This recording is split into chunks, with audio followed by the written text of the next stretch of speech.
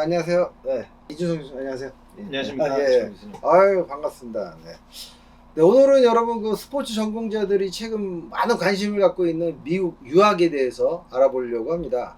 그래서 최근 이제 미국에서 교수 생활을 하시다가 이제 우리 연세대학교 교수로 부임하시고 아주 또 학문적 역량이 뛰어나신 이준성 교수님을 모시고 미국 유학에 대해서 여러 가지 그리고 또 이제 미국에서 대학 교수 생활 또 오래 하셨기 때문에 그 대학 교수의 어떤 삶에 대한 이야기도 함께 들어보도록 하겠습니다. 이 교수님 뭐 자기소개 잠깐 해주시죠. 아유. 예. 너무 그 과분한 소개 진심으로 감사드립니다. 예, 반갑습니다. 저는 연세대학교 스포츠응용산업학과에 2020년도 1학기부터 새로 부임하게 된 이준성이라고 합니다. 이철원 교수님께서 간략히 소개를 해주셨지만 저는 그 서울대학교에서 석사를 마치고 미국 미시간 대학교에서 박사 과정을 성실히 공부를 마치고 미국 플로리다 대학교에서 조 교수로 생활을 하다가 연세대학교에서 이 좋은 수학들을 양성할 수 있는 기회를 주셔서 너무 감사하게 연세대학교에 부임을 하게 됐습니다. 예. 네. 아주 우리 멋진 교수님을 연세대학교 스포츠응용산업학과에서 이렇게 모시게 돼서 제가 한 교수 일원으로서 아주 즐겁고 반가운 마음을 갖고 있습니다. 교수님 그 유학을 가시게 된 그 계기가 혹시 있습니까? 예. 사실 그 최초에 그 학부를 체육교육과 공부를 하면서 사실 유학에 대한 생각을 전혀 하지 못했었습니다. 그런데 제가 석사 과정 공부를 하면서 스포츠 마케팅, 스포츠 경영이라는 학문을 공부를 하면서 느꼈던 가장 첫 번째 유학에 대한 갈증이 생겼던 계기가 상대적으로 스포츠 경영이라는 학문이 발생이 된 곳이 그 서양 문화권에서 발생이 됐기 때문에 상대적으로 한국의 그 학문적인 역사가 그렇게 길지가 않았죠. 예. 그런 상황에서 뭔가 조금 더 오랫동안 축적이 돼 있는 그런 학문적인 역사나 그런 발견들에 대한 좀 흥미가 있었고요. 가서 본토에서 좀 공부를 제대로 해보자라는 그런 게 가장 큰 계기가 됐었고요. 그리고 또 하나의 문제가 한국에서 석사를 하면서 좋은 지도 교수 밑에서 공부를 했었지만 실질적으로 이 스포츠 경영이라는 학문 자체가 그 학문 분야가 제가 공부를 했던 서울대학교에서도 생긴 지가 얼마 안 됐던 상황이었기 때문에 제가 선택적으로 들을 수 있는 수업이 굉장히 제한됐었습니다. 그런 부분에서 약간 갈증도 있었고요. 그리고 스포츠 산업이라는 그 산업적인 환경이 한국보다 훨씬 활발히 발달돼 있고 그다음에 전개 나가고 있는 그런 미국에서 공부를 하면 더욱더 많은 경험을 얻을 수 있겠다라는 마음에 유학을 결심하게 됐었습니다. 네. 그래서 결국 이제 학문에 대한 그 목마름, 그다음에 이제 여러 가지 어떤 욕구가 우리 또 이 교수님이 석사 마치고 생기셔서 이제 유학을 생각하게 되셨고 또 이렇게 또 뛰어난 이제 또 여러 가지 스포츠 마케팅 쪽에 좋은 또 업적을 또 좀 쌓고 있는 중이라고 좀 생각이 듭니다. 네, 그 교수님 그 한국에 석사를 마치셨는데 처음부터 그 석사 과정으로 유학을 안 가시고 그렇게 그 석사 과정을 여기서 마치시고 이제 그 미국으로 유학 가시게 된 이유가 있습니까? 처음부터 미국으로 아예 그냥 석사 과정부터 가지 않으신 그런 어떤 이유는 좀 있으신가요? 네, 그 교수님께서 주신 질문을 또 다르게 약간 이해를 하면 그 석사를 한국에서 한 이유, 유학을 가지 않은 그 한국에서 했던 이유는 아까 말씀드렸다시피 제가 학부 졸업을 하던 시기에 저희 학과에 스포츠 경영이라는 학문 분야가 처음 생겼고요. 그러다 보니까 한국에서도 공부를 할 수 있겠다라는 생각이 있었습니다. 그래서 유학이라는 옵션을 전혀 생각을 하지 않았고요. 근데 지금 되돌아보면 제가 석사 과정에서 공부를 하고 선배들과 교류를 하고 교수님들과 그런 정서적인 유대나 그런 학문적인 지도를 받았던 것이 지금 되돌아보면 그 미국에서 박사를 하는 동안 굉장히 큰 학문적인 밑거름 내지는 제가 공부를 잘 마칠 수 있는 그런 원동력이 됐던 것 같다고 생각을 합니다. 네, 그러니까 한국에서의 그 석사 경험이 또 미국에서 이제 박사 과정을 잘 마칠 수 있는 아주 좋은 그 경험이 되었다는 거 맞습니다. 그러니까 어떻게 보면 이제 요즘 또 좀 글로벌 시대가 되니까 한국도 우리 대학원 그 수준이 상당히 많이 올라갔지 않습니까? 예, 예, 그렇죠.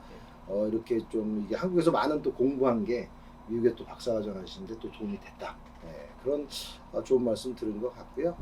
유학을 준비하시면서 이제 많은 우리 대학원생들이 이런 질문을 하고 싶어요. 영어 공부를 어떻게 준비하셨을까? 이게 이제 많은 사람들이 또 좀 궁금해하시는데 이준성 교수님 유학 준비하실 때 영어 공부 어떻게 하셨어요? 이 얘기는 조금 길어지는 얘기인데요. 네. 저는 사실 그 ROTC로 군대를 다녀와서 네. 대학원을 복학을, 장교로 예, 딱, 장교로 예. 공부를 네. 하고 예, 복학을 해서 첫 학기에 바로 이제 지도 교수님의 지도에 따라서 네. 그 경영대 수업을 듣게 됐는데 음.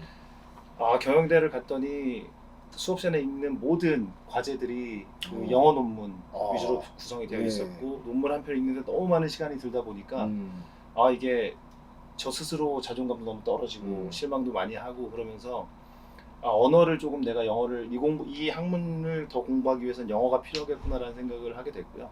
그래서 1년 정도 휴학을 하고 어학연수를 다녀왔습니다. 예. 그러셨군요. 예, 어학연수를 가서 할 수 있는 만큼 최대한 열심히 공부를 했었고 돌아오고 나서는 제가 유학을 가야 되겠다라는 마음이 이제 어학연수를 하면서 확고하게 잡혀서 그때부터는 논문 준비를 하면서 짬짬이 시간을 쪼개갖고 학원을 계속 다녔고요.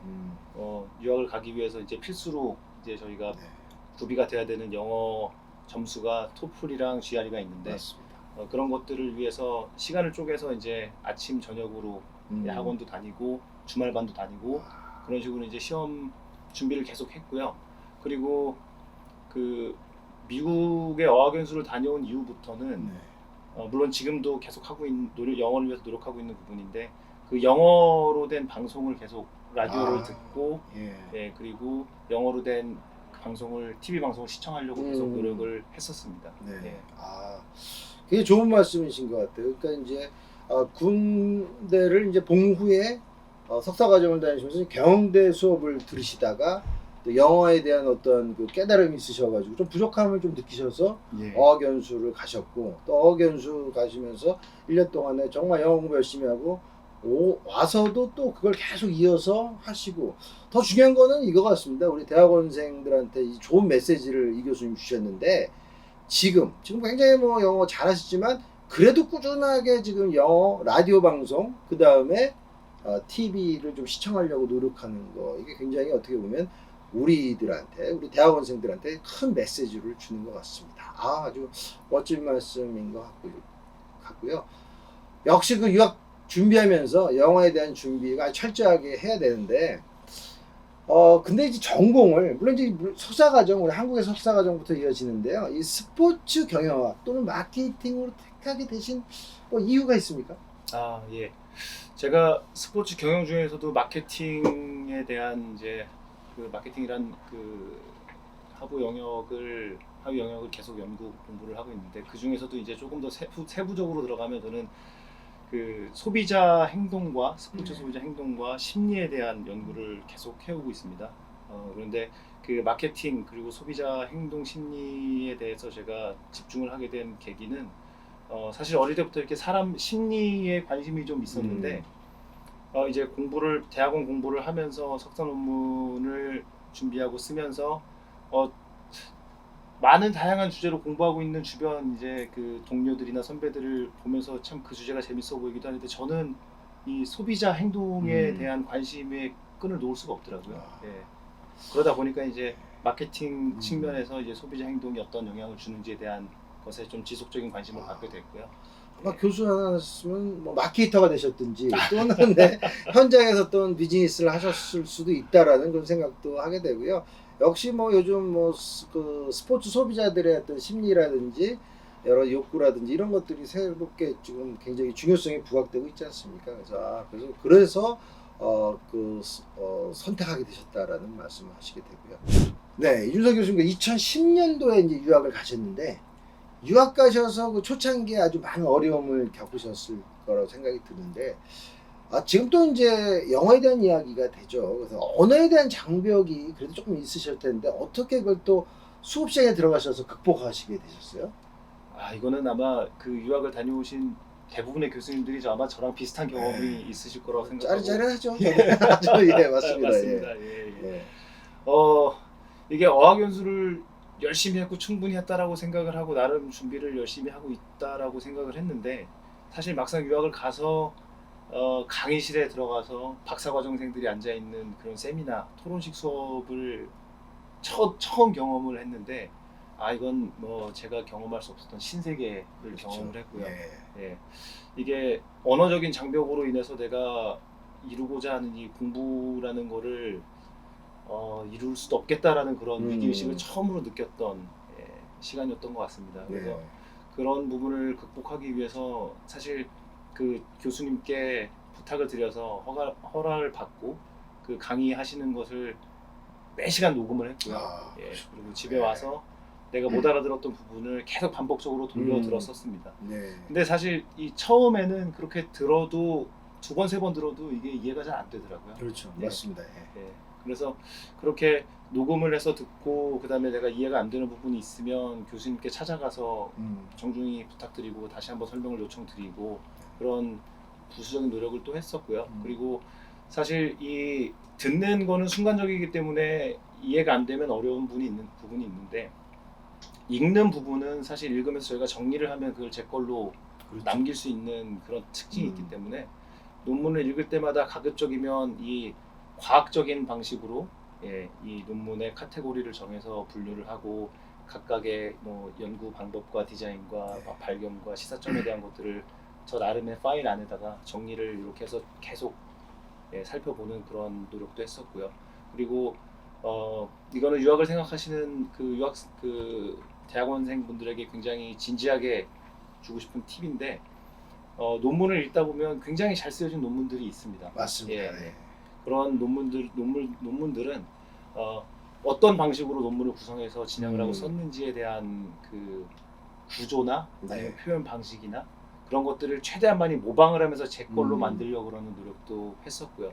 그리고 일상생활 속에서는 그 TV 시청을 할 때 항상 자막을 밑에다가 재생을 동시에 켜놓고 캡션이라고 하죠.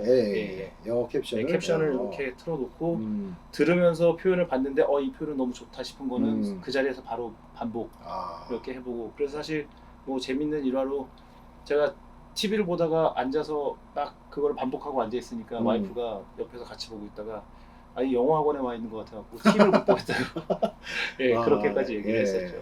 프렌즈 이런 거 아주 좋잖아요. 좋은 뭐 자료도 너무 많죠.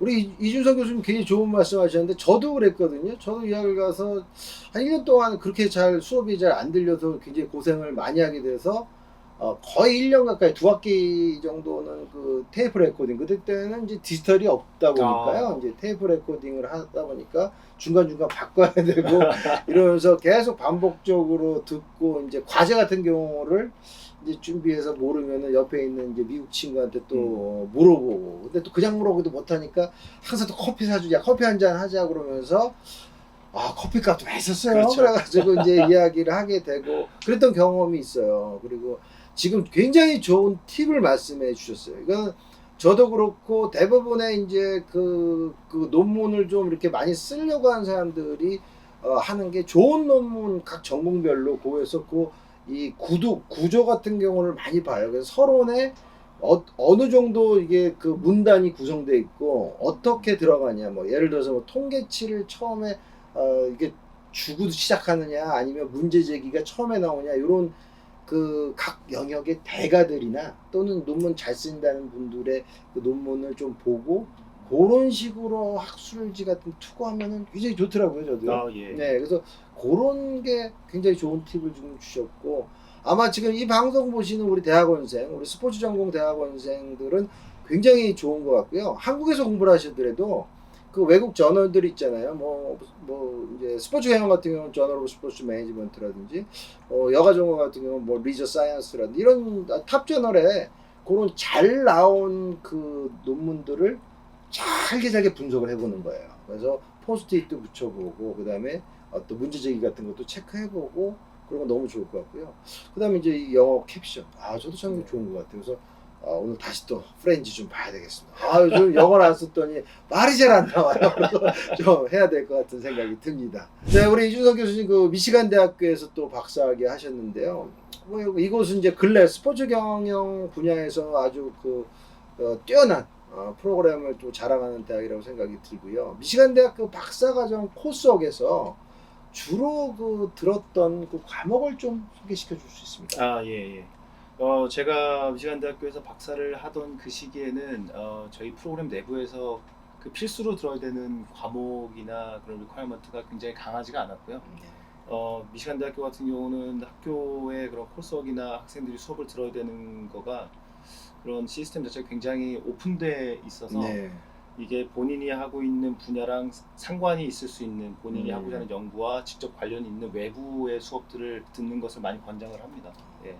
그래서 지금 뭐 되돌아보면은 그 당시에 저희 학과 안에서 들었던 수업들은 스포츠 조직 전략, 그다음에 스포츠 시설에 따른 지역사회 발전과 네. 도시 계획, 그다음에 그 스포츠 과학자로서 가져야 할 전문성을 배양해주는 그런 전공 수업이 있었고요. 연구법 비슷하게. 예. 그리고 학과 밖에서 들었던 사실 저는 학과 밖에서 들었던 수업이 훨씬 많은 것 같습니다. 그렇습니까? 예. 네. 뭐 심리학과의 뭐 사회심리 인지론 수업이라던가 또 심리학과 제공하는 뭐 뇌인지 심리학, 그다음에 그리고 이제 경영대 소비자 행동 이론에 관련된 대학원 수업, 그다음에 경영대 박사 그 광고 이론 네. 세미나 수업 들었었고요. 그리고 조금 좀 다학제간 연구를 좀 해보고 싶다라는 욕심이 그 당시에는 좀 강하게 있어서 네.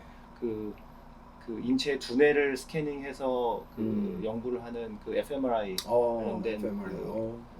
워크샵도 듣고 그다음에 뭐 여러 통계 수업들, 뭐 다변량, 단변량, 그다음에 구조방정식 모형, 예, 그런 수업들 많이 들었었습니다. 지금 말씀 들어보니까 굉장히 다양한 코스웍을 하셨네요. 우리 이제 스포츠 경영 분야랑 그다음 특히 이제 우리 소비자 행동 관심이 있다고 하셔서 심리학 분야, 그 중에서 또 이제 뇌와 연관된 게 좀 특이하네요. 네. 그 상당히 요즘 이제 추세가 인지 심리, 그다음에 이제 이 뇌과학, 이 브레인에 대한 측면이 우리 스포츠 쪽에서도 많이 들어오는 것 같아요. 그래서 그게 요즘 하나의 추세인 것 같은데, 굉장히 최신의 학문을 많이 공부하고 오신 이준성 교수님이십니다. 네. 그 미시간 대학에서 TA는 좀 하셨어요? 예. 미시간 대학교에서는 사실 TA가 굉장히 제한적으로 네. 제공이 됐었습니다. 지도 교수님당 1명 정도밖에 자리가 안 나고요.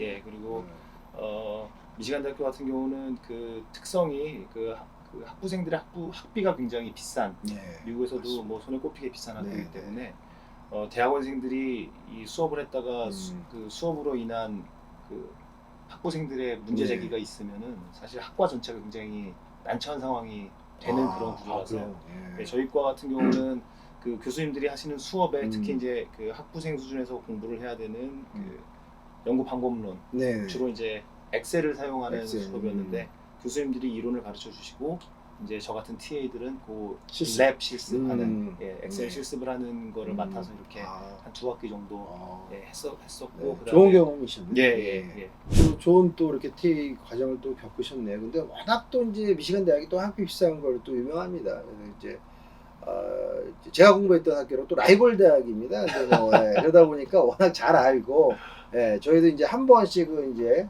그 NLB 가고 이제 그쪽에서 많이 오고 하는데, 그 진짜 그 TA가 다 요즘 더 조금인 것 같아요. 많은 대학들이요. 그래서 우리 그 대학원생들이 이런 질문들도 해요. 학비와 그 생활비 걱정으로 유학을 포기한다. 뭐 이런 얘기를 저한테도 몇 번 하는데, 유학 가서 뭐 TA를 한다든지 또는 이 장학금을 받고 그런 생활할 수 있는 그런 길도, 그리고 또 이제 플로리다 대학교 UF에서 또 교수 생활을 좀 하셨으니까 그리고 여러 가지로 또 본인 경험도 있으시고 또 들은 것도 있으시고 그럴 텐데 또 그런 길도 있지 않나요? 그렇죠. 이게 근데 사실 지금 제가 말씀드릴 수 있는 부분은 각 대학마다 TA 포지션을 주는 시스템이 너무나 상이하고 다르기 때문에요. 본인이 만약에 유학을 생각하고 있다, 고려하고 있다라고 하면 본인이 진학할 수 있는, 그다음에 가고 싶은 학교의 그런 그 TA 시스템이라던가 아니면 TA 이외에 뭐 전액 장학금을 받고 들어가는 그런 과정들에 대해서 사전에 철저하게 정보를 알아보는 게 일단 필요할 것 같고요. 그런데 다만 이제 여러분에게 조금 더 그 중요한 팁을 드리자면 기본적으로 이 미국 대학교에서 제가 경험했던 플로리다 대학교를 기준으로 말씀을 드리면 장학금 심사를 할 때 이 지원 학생이 네. 어떠한 연구 실적을 가지고 있는지를 아. 굉장히 미리 깊게 지원하기 전에 뭐 예를 들어 석사 과정인데 박사 과정 지원한다면 석사 때 어떠한 논문을 썼나? 예, 그렇습니다. 그거군요.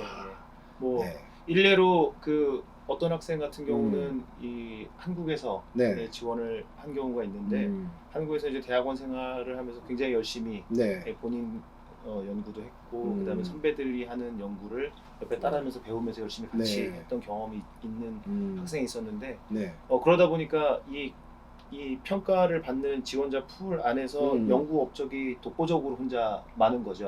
사실 석사를 하면서 네. 논문을 출간할 수 있는 편수가 제한적인데 그렇죠. 예. 이 친구는 남들보다 조금 더 많았던 거죠. 그러니까 이 단과대학 전체에서 이거를 위원들이 심사를 하는데 네. 아니 뭐 이렇게 준비가 많이 돼 있는 애를 굳이 다른 데랑 비교할 필요가 있냐. 그냥 뒤도 안 돌아보고 바로 그냥 장학금을 4년 전액을 주더라고요. 야. 대박이네요. 네. 저도 뭐 그런 유사한 뭐 케이스를 봤거든요. 또 플로리다 스테이트인가 어디에서도 제가 이제 추천서 썼는데 이제 국내 논문뿐만 아니라 이제 국외 굉장히 유명한 데에 이제 논문이 이름이 올라가고 자기가 어떤 기여했다는 걸 철저했더니 정말 그런 아주 좋은 장학금으로 유학생을 했다라는 얘기를 또 들은 적이 있습니다. 결국 이렇게 사전에 준비하는 거.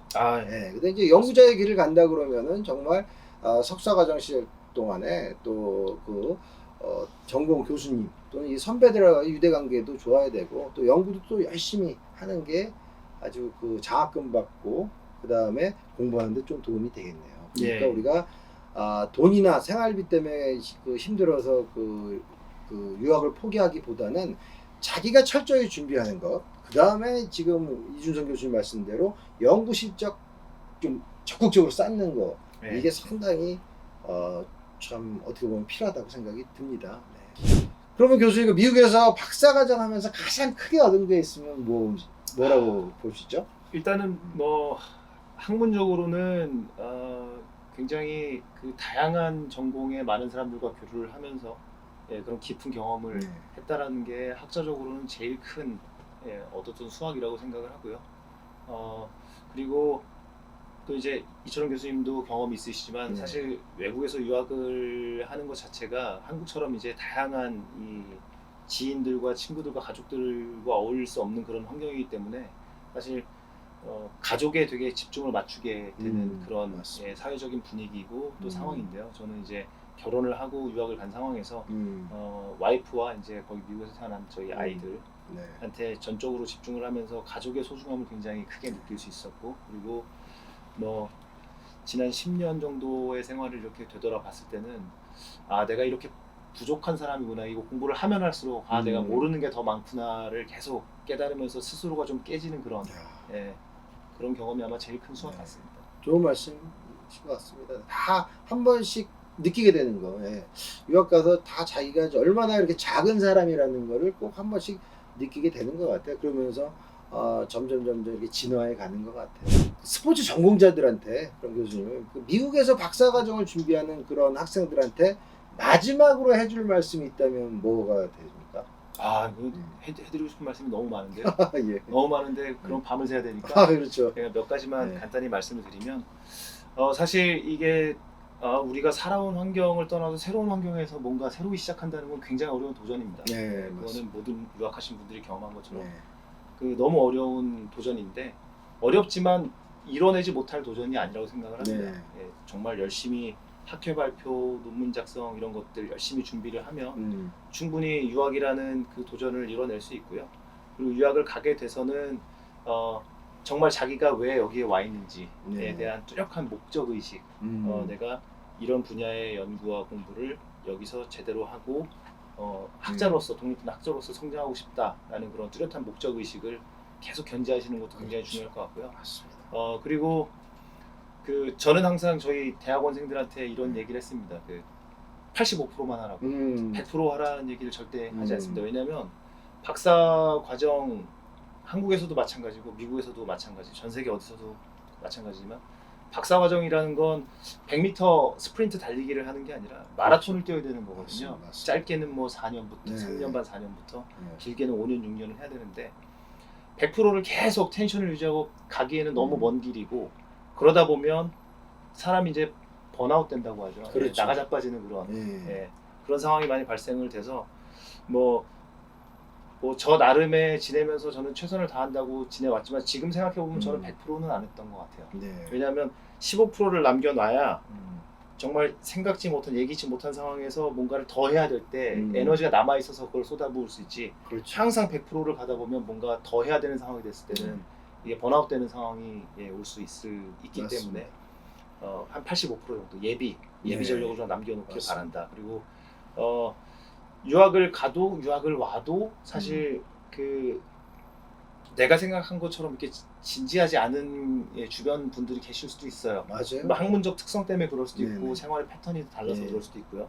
근데 이제 제일 중요한 거는 아까 말씀드렸던 나의 목적 의식을 갖고 내가 가려고 하는 길을 정확히 계속 주변에서 이제 어떤 뭐 놀자 뭐 하자 어디 그렇죠. 가자 뭐 그런 게 있어도 그것도 내 나름의 이 타임 매니지먼트를 갖고 그렇죠. 그런 분위기에 휩쓸리지 않는 것도 음. 굉장히 중요할 수 있고요.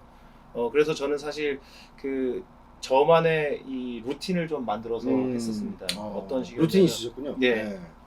월요일 날 아침에 학교를 가는 순간부터 금요일 날 오후에 이제 지도 교수님이랑 미팅하는 순간까지는 제가 해야 될 공부에 이제 에너지를 최대한 쏟아붓고 다른 거는 뭐 주중에 운동 한번 테니스 맞아요. 한번 치는 정도. 예. 그리고 이제 금요일 저녁이 되면 이제 그 한 주간에 공부했던 건 그대로 뒤로 다 밀어놓고 주변 지인들이랑 밥도 먹고 영화도 보고 뭐 맥주도 한잔 맥주도 한잔 하고 예. 이러면서 스포츠 경기도 좀 보고. 그렇죠. 맞습니다. 그러면서 이제 좀 긴장도 풀고 토요일 날은 가급적이면 정말 중요한 거 아니면은 공부는 안 하려고 했었고요. 그렇죠. 가족이랑 시간을 최대한 많이 보내고 내가 다시 좀 에너지가 차면은 일요일 날 오후부터 다시 다음 주 한 주를 준비하는 집중하는 모드로 이렇게 바로 그 주말이 15%의 에너지를 더 채우는 그렇죠. 시간이시네요. 좋은 말씀 같아요. 예.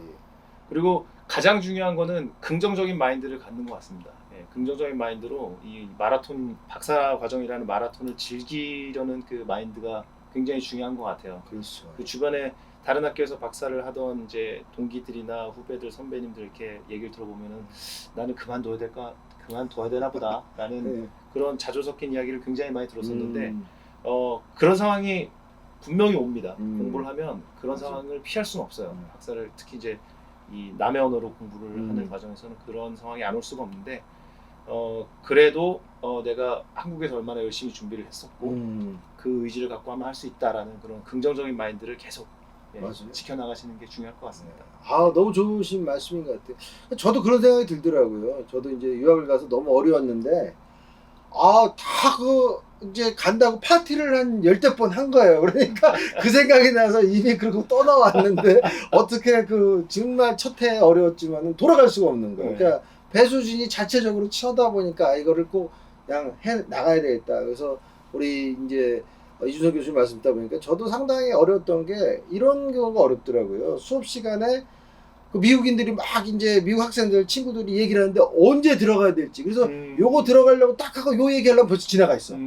한참 외워왔는데 그러니까 이렇게 그냥 반복되니까 자괴감도 느껴지고 이거 잘 못 알아듣는데 이거 또 미국 친구 노트 빌려가지고 그것도 한두 번도 아니고 그런 과정이 한 4년 넘게 이렇게 지나가다가 어느 순간에 이제 또 저 나름대로 어떤 그런 그 노하우라든지 또 스트레스 매니지먼트가 좀 생겼던 것 같아요. 그래서 우리 이준석 교수님과 거의 비슷한 것 같아요. 월요일부터 금요일까지는 굉장히 열심히 또 학교 생활을 하고 토일은 또 가족과 보내든지 또 친구들하고 또 운동하고 뭐 이렇게 놀고 뭐 그러면서 잘 또 시간을 보내면서 유학 생활이 단기간이 아니라 이게 롱텀으로 보는 4, 5년 정도의 과정을 보는 이러한 또 생각의 전환이 중요하고 지금 말씀 듣다 보니까 저 85% 이거는 우리 그 한국에서 대학원 하시는 여러분도 똑같은 것 같아요. 이게 지금 이 박사과정이나 석사과정이나 중요한 게 다른 일을 너무 많이 하면 여기에 온전히 집중할 수가 없어요. 그러면은 여러 가지 연구라든지 논문이라든지 또는 다양한 형태로 자기가 이제 또 교수를 목표로 하고 연구원을 목표로 나아가는 데 있어가지고 여러 가지 좀 지장이 있을 수가 있습니다. 그래서 공부에 좀 잘 집중하고 이렇게 지내는 게 좀 필요하다고 생각이 듭니다. 그래서 국외건 우리 대학원생들의 제일 중요한 건 공부고 그런데 우리 이 교수님 말씀하신 것처럼 뭐 100% 다 공부할 수 없으니까 한 15% 정도는 자기 어떤 여가 생활, 연인과도 만나서 이야기하고 영화도 보고 뭐 테니스 치고 골프도 치고 뭐 피클볼도 치고요. 뭐 이런 게 필요한 것 같아요. 그렇죠? 예. 그래서 생각.